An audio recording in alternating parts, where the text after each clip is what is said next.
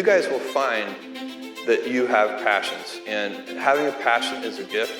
I think we all have passions, and you don't get to choose them, they pick you, but you have to be alert to them. You have to be looking for them. And when you find your passion, it's a fantastic gift for you because it gives you direction, it gives you purpose. You can have a job, or you can have a career, or you can have a calling.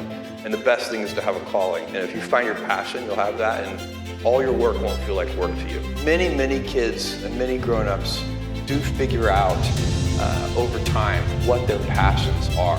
I think what happens though sometimes is that we let our intellectual selves overrule those passions.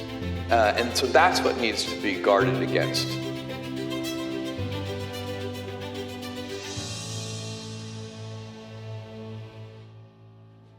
One of my jobs as the leader of Amazon is to encourage people to be bold.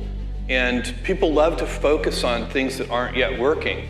And that's good, it's human nature. That kind of divine discontent can be very helpful.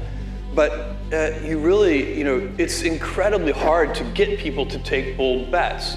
And you need to encourage that. And if you're gonna take bold bets, they're gonna be experiments. And if they're experiments, you don't know ahead of time whether they're gonna work.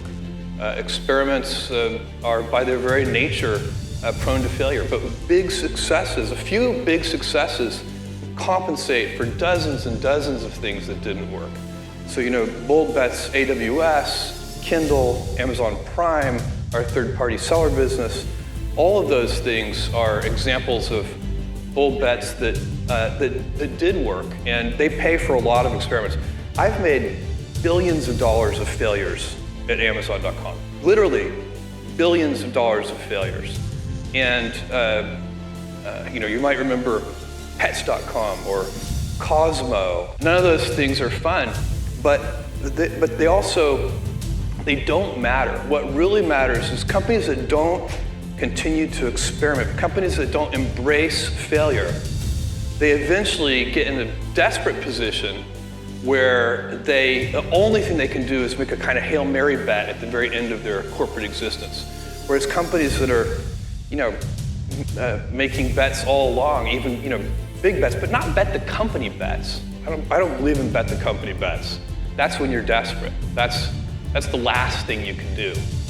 You need to be nimble and robust. So you need to be able to take a punch, and you also need to be quick and innovative and doing new things at a high speed. That's the best defense against the future.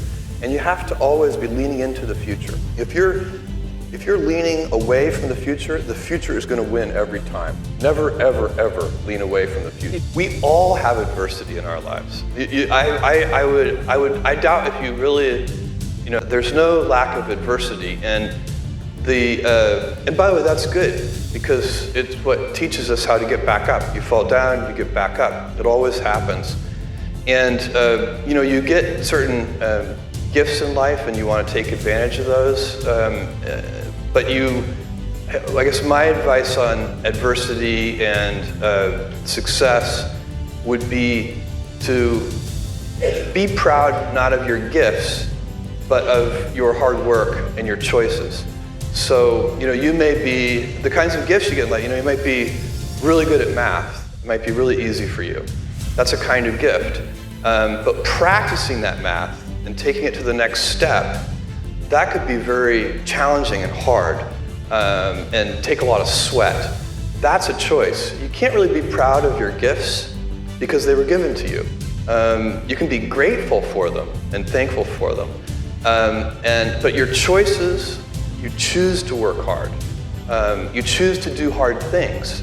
Those are choices that you can be proud of. It's not, you could be out of work and have terrible work-life balance. Even though you've got all the time in the world, you could just feel like, oh my God, I'm miserable, and you would be draining energy. And so you have to find that harmony. It's a much better word. And I think for most people, it's about meaning. People want to know that they're doing something interesting and useful. And for us, because of the challenges that we have chosen for ourselves, we get to work in the future. And it's super fun to work in the future for the right kind of person.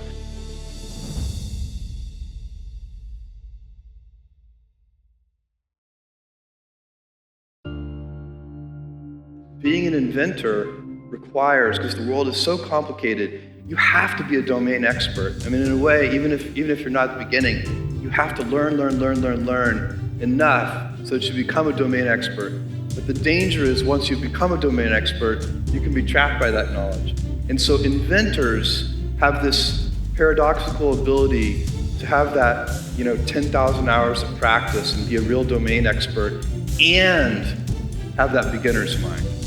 Have that look at it freshly, even though they know so much about the domain. And that's the key to inventing.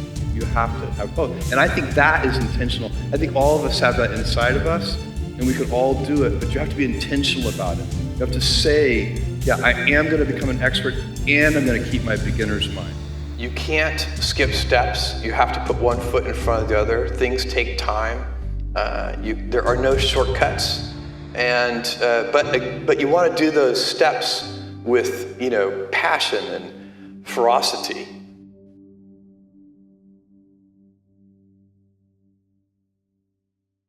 It's easy to have ideas. It's very hard to turn an idea into a successful product. There are a lot of steps in between, and it takes persistence, relentlessness. So I always tell people who think they want to be entrepreneurs, you need a combination of stubborn relentlessness and flexibility. And you have to know when to be which. And basically, you need to be stubborn on your vision, because otherwise it'll be too easy to give up. But you need to be very flexible on the details, because as you go along pursuing your vision, you'll find that some of your preconceptions were wrong. And you're going to need to be able to change those things. So I think taking an idea successfully all the way to the market and turning it into a real product that people care about and that really improves people's lives is a lot of hard work. Don't try to chase what is kind of the hot passion of the day. I think we actually saw this, I think you see it all over the place in many different contexts, but I think we saw it in the internet world quite a bit, where, at the sort of peak of the sort of internet, mania in, say, 1999, you found people who were, very passionate about something. They kind of left that job and decided, I'm going to, do something in the internet, because it's, it was almost like the 1849 gold rush in a way. I mean, you find that people, if you go back and study the history of the 1849 gold rush, you find that, at that time, everybody who was within shouting distance of California was, they might have been a doctor, but they quit being a doctor and they started panning for gold. And that almost never works. And even if it does work, according to some metric, financial success or whatever it might be, I suspect it leaves you ultimately unsatisfied. So you really need to be very clear with yourself. And I think one of the best ways to do that is this notion of projecting yourself forward to age 80, looking back on your life and trying to make sure you've minimized the number of regrets you have. That works for career decisions. It works for family decisions. Do you want, I have a 14-month-old son, and it's very easy for me to, if I think about myself when I'm 80, I know I want to watch that little guy grow up. And so I don't want to be 80 and think, shoot, I missed that whole thing, and I don't have the kind of relationship with my son that I wished I had, and so on and so on. So if you think about that, so I guess another thing that I would recommend to people is that they always take a long-term point of view. And I think this is something about which there's a lot of controversy. There's a lot of people, and I'm just not one of them, believe that you should live for the now. I think what you do is you think about the great expanse of time ahead of you and try to make sure that you're planning for that in a way that's going to leave you ultimately satisfied.